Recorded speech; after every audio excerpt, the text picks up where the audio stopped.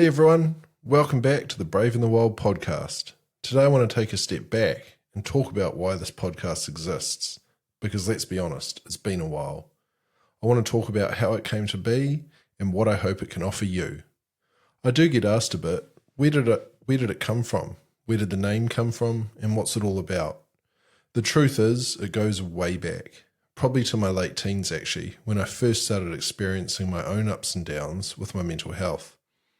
At the time, it was crippling anxiety. When those struggles started, my instinct, as it is today, is always to try and understand what's going on. This is how my brain works, and I think it probably always will. I wanted to know what was happening to me, why I was feeling the way I did, and looking back, I think I was pretty lucky that I started working with a psychologist so early on. I remember sitting in her office, watching her draw diagrams on a whiteboard, explaining my thoughts as if she was in my head. It was like she had a portal to my brain. That moment really stuck with me. I was in my late teens, actually probably my early 20s, and not particularly concerned with anything beyond hanging out with my friends. I think this is pretty normal. But this psychology stuff really fascinated me. The way she could explain what I was experiencing. She did it in a way that I felt seen, and that was a real turning point for me. Now here I am, freshly 40 years old. And mental health is still a massive part of my personal and actually now my professional life. I don't really like calling it mental health struggles anymore because really it's just life. We all go through it in some way or another. Some people go through it far worse than me and some not as much. We can't really compare it, but what I do know is that we all have our ups and downs. Over the last 20 years, my interest in psychology, human nature, decision making, and the way we actually just function as humans has continued to grow. I really geek out on learning about things like neuroplasticity and the nervous system. If I'm honest, it's probably a slightly unhealthy obsession. I read and absorb everything I can. I listen to podcasts, I watch documentaries, I still see a psychologist, and I just have relentless conversations. In recent years, I've finally started doing some of my own deep and meaningful therapy. Not just managing symptoms on the surface, but really working through the things that will shape who I'll be for the next half of my life. I wanted to make a note here actually. I feel privileged to have the means to seek and get the support. I do understand and acknowledge that not everyone has that. And that's a huge driving factor in what I'm doing with the Brave in the Wild. I want to help those who can't help themselves for whatever reason. So alongside this podcast will be a comprehensive mental health platform for everyone, supported by experts in the mental health and wellness space. But I'll talk more about that in an upcoming episode. This journey I've been on, the need to share, to connect, actually started way before the Brave in the Wild. About 10 years ago, I think, I started a blog named To Whom It May Concern. It was a place where I shared my stories, thoughts and experiences around mental health. At the time on my social media, I was mostly just sharing photos of me and my mates, but I started sharing snippets from my articles, linking people back to my blog. I wasn't really expecting much from it, but then I started getting messages from people all over the world. Things like, hey, I've read this, and for the first time someone's put into words what I'm feeling. This really blew my mind, because for the first time I realized this really isn't just me. I'm not unique. This is something people everywhere are experiencing on so many different levels. But as usual, life got in the way. Work took over. I was in my mid to late 20s, juggling work projects, living life, and I let the blog go. And in a really dumb moment, I actually accidentally deleted all my articles. And to this day, that still really haunts me.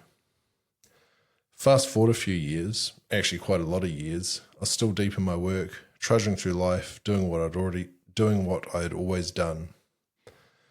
For my clients, I was doing brand strategy, design, photography, all the creative work I was really passionate about. I thought I was doing really well. And then as COVID hit, I realized I was massively overworked. Without knowing it, I'd actually completely burnt myself out. I've recorded a previous podcast about burnout in one of the episodes on the Brave in the Wild already, but looking back now, it was only part of the journey. Even as I sit here now recording this, I still deal with the effects of burnout and fatigue. It's daily, and the more I talk to people, the more I realize how widespread it is. It's become an epidemic in its own right. I'll definitely be diving deeper into this in a later episode. I just wanted to make clear that even though my previous episode does offer information, insights and tools, I have learnt a lot more over the previous years. And as it stands now, it is resolving and I am working through it, and I do want to share some updated insights. Around the time of COVID, I took up spearfishing, and that changed a lot for me. It got me out of the office, gave me something new to focus on, and put some epic food on the table. It also gave me a lot of good time with my friends. Some of the best days of my life I've had spearfishing, but also some of the worst. Some of the mentally most challenging days have been out on the water. But through it all, I've been lucky to have a group of solid mates supporting me. Off the back of this newfound hobby, I started a little passion project called Eat What You Kill. Originally, it was just a small Facebook group about wild food. It was just a bit of fun and a place to share recipes and stories. It was mostly to entertain myself, actually. But something unexpected happened. People in the group weren't just talking about their food. More so, they were talking about the sourcing of it, the missions, the hunting, the fishing, the trips, the weekends and the weeks away. And most notably, they were talking about how it was affecting their mental health, how good it was, how it affected their lifestyles, being able to have that downtime and away time in nature. This was a bit of a light bulb moment. I realized, shit, here's an audience that are genuinely and organically having these conversations with no prompts. And these are people that I think need to hear more about mental health in a way that makes sense to them and to me. So as I do, I built a brand. I created a strategy.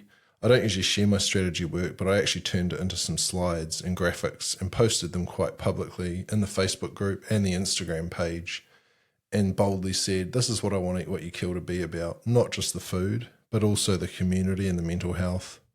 And things kind of took off from there. The community embraced it more than I ever expected. Over the last 5 years, Eat What You Kill has continued to thrive. We've pulled off a number of awesome mental health campaigns, partnering with awesome Kiwi brands, actually a few brands from over the ditch as well. Thank you to everyone that supported me, by the way.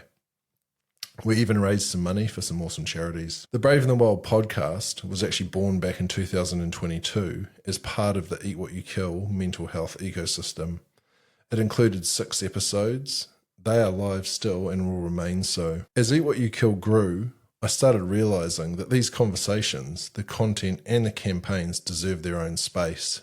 While I'd let this podcast kind of fall by the wayside for a couple of years to focus on other things, I now feel rejuvenated to get back into it and to build something bigger than just a side topic within an epic wild food community. So at the end of last year, in 2024, I made the call to separate them. The Brave in the Wild is now its own thing, its own brand. Well, it will be soon when I finish the web platform. I'm building an online space entirely focused on mental health, well-being and wellness. One that goes beyond just awareness and into action. A space for real, raw and relatable conversations. A place where storytelling meets expert-backed resources. I've been working on this in the background for a while now. I just wanted it to be something bigger than just a podcast. I'll be announcing more soon, but in short, The Brave in the Wild is evolving into a full mental health and wellness platform. One that brings together lived experiences with clinical expertise. Because while I think personal stories are super powerful, they're even more impactful when paired with real tools, evidence-based strategies and proper support. I don't want this to be just another platform built solely on social media soundbites or pop psychology trends. In fact, the experts I've spoken to have assured me that the world has enough of that. I want this to be about real people, real stories and real solutions. At the heart of it all is this podcast. I believe the most powerful thing we can do for our mental health is to talk about it. I do it daily. I probably do it too much, but it's how I self-soothe. I want to share experiences, to connect, and to remind everyone out there that no one is alone. This is something I still have to remind myself of some days. So that's what the Brave in the Wild podcast is. Real conversations about mental health and life, wherever they happen. They might be long, they might be short episodes. Some guests will share really hard stories, and some will talk about coming out the other side. Some won't be named, and some might be people you recognise. Going forward, though, I'll be having conversations with experts as well, along with everyday people and everyone in between. Some episodes will be deep dives, and some will be raw, off-the-cuff chats and random destinations. I believe everyone has a story to tell and an insight that could help others and their own meaningful outlook on life, and that's why this podcast exists. If this resonates with you, I'd love for you to stick around, subscribe, follow along, and most importantly, have your own conversations, because the Brave in the Wild is about all of us, not just me and not just my guests. To explain the name, the brave represents the courage it takes to face mental health struggles, to ask for help, and to support others through their tough times. The wild reflects the unpredictable nature of mental health and life itself, how it can feel hectic and uncertain. It's also about embracing humanity's wildness, with untold stories, unconventional lives, and the experiences that connect us all. I'm Tim Kavermann, and this is the Brave in the Wild podcast. Thank you for joining me, and I'll see you on the next episode.